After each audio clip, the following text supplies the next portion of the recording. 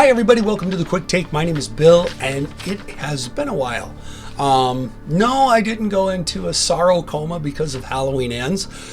I should have, but I didn't. But like so many other people, I did not like that movie from the beginning to the end. I didn't like anything about it. I think it was a big letdown, and I think David Gordon Green let me down personally. Anyway, but to anybody who likes it, good for you. Glad you liked it. You know, it's just like Rob Zombie. I can't stand any of his stuff when it comes to Halloween, but a lot of people liked it. So, you know, it's to each his own, and to me, it isn't. So there you go.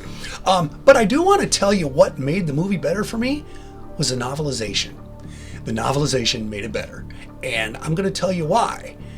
And I'm going to do it now because I brought notes. I have notes. It's been a while since I've read it, and I've been meaning to do videos and everything else like that, but I'm pretty lazy and I'm always late to the game, and that's why I don't have very many followers. So anyway, first of all, the author, his name is Brad Paul Logan. I said that wrong. His name is Paul Brad Logan.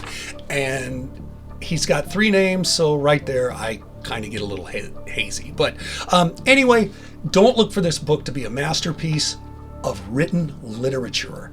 Stephen King, he's not. But he does tell the story in a disjointed and not a complete, well-written type of way. Okay? But with that being said, this book made the movie better for me. I'm going to tell you why. Okay? But besides it being a little disjointed, there's not much description of anything except for the town. Okay? You should already assume what the characters look like. You should know all that. So if you're just a literary person and you're reading it without seeing the movie or anything like that, you're going to have to go to movie clips to see what these people look like, because there's never a description of anybody in it. But let's go quickly here. And I'm going to tell you why it's better. So first of all, the content was good. Okay, it just added enough, and it added more to make the movie better. Okay, I just said that, didn't I? I'm repeating myself.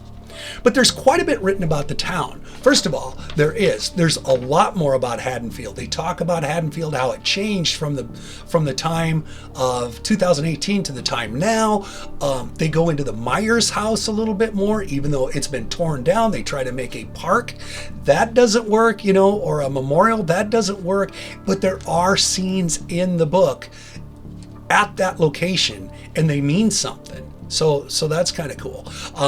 So look for that. Also, the town was a little overdone with the dilapidation of it. The town is, you know, people have left, businesses have shut down. There was a lot of people murdered in 2018. So they make a big deal about that, but they make that town look like it's downtown Sewerville. And so you really get a sense. Of course, like I said, he's not that descriptive, but when it comes to the town, he's probably the best at describing, and that is, you don't want to live there really at all. So there is more of the story. Like I said earlier, more of the story. It's more detailed, and there's more history. I know I'm reading here, but it's more history from Michael's escape to 2022, including more kills. Now, either by Michael or Michael-influenced characters. And that's another thing, because it kind of gives you an idea of what's going on with Corey Cunningham. This wasn't the first time something like this has happened, okay? So keep that in mind.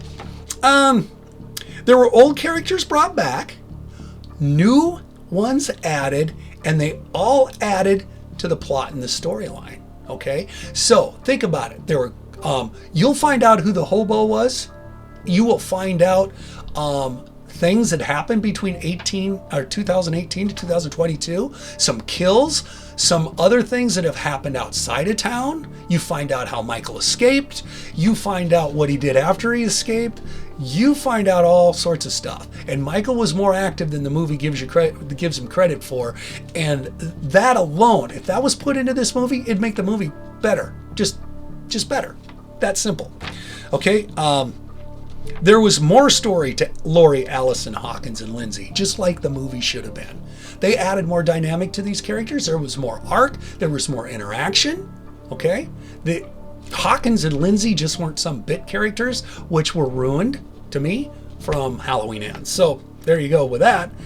And there was another scene in the movie that people talked about all over, like, what did it mean? And it was Michael and Corey when they gave that eye contact to one another, and Corey looks into Michael's eyes. Now, there's a lot of rumors out there saying that Michael gave him, like, the curse or whatever. But no, he didn't, and this is a spoiler. Basically, the only thing is Corey saw that Michael was true evil by looking in his eyes. Okay?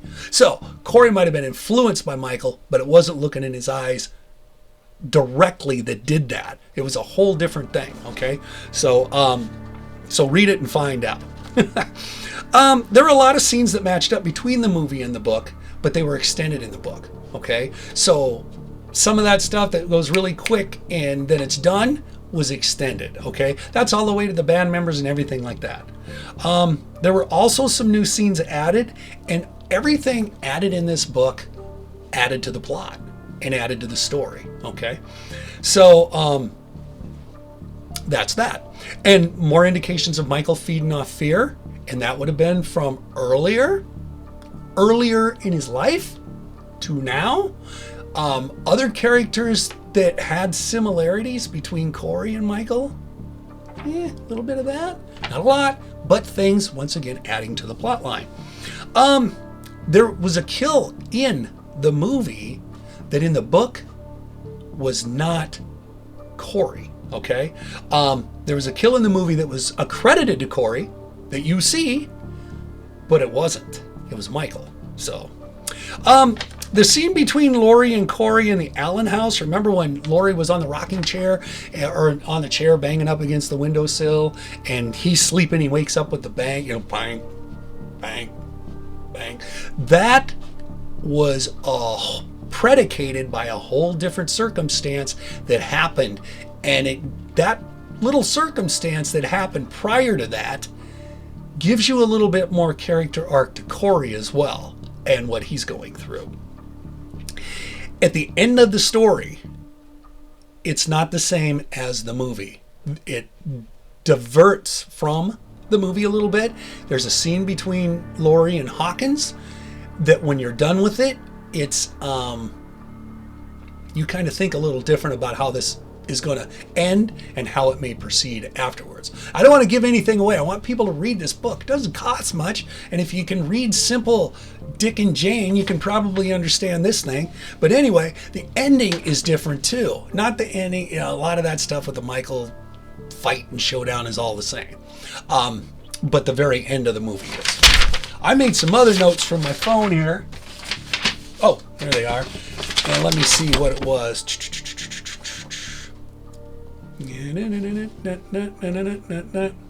There was also some shout outs, and I just wanted to read this, to characters by the name of John, Deborah, Tommy, Nick, and Dean, and that was kind of cool for any Halloween fan. So I don't even know why I threw that in there.